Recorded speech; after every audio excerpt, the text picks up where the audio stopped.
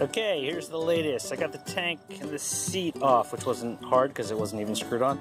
I also managed to get the carbs on, which required moving this air filter box out of the way. There's no filter in it, but I had to get that out of the way, which required unscrewing the battery box. And just a reminder to self that the ground wire for the battery mounts here to the frame, and the battery box mounts up here.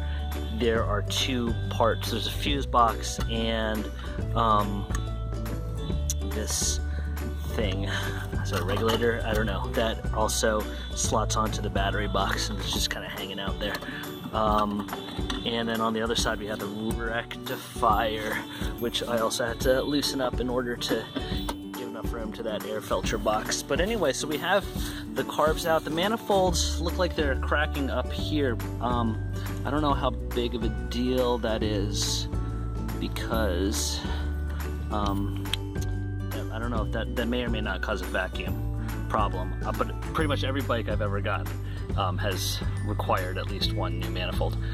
So that's it. I'm going to clean the carbs, and then once the battery arrives, I'll deal with trying to figure out how to get the kill switch to the on position without a kill switch, which should be interesting.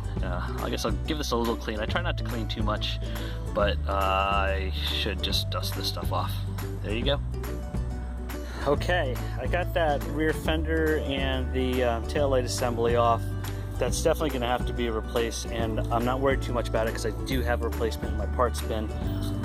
Looking kind of like a brat bike right now, and I am just reminded of how rough the wiring is.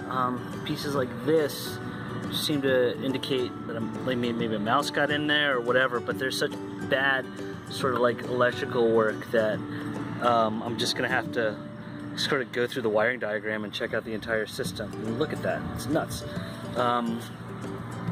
Yeah, so anyway, that's where things stand now.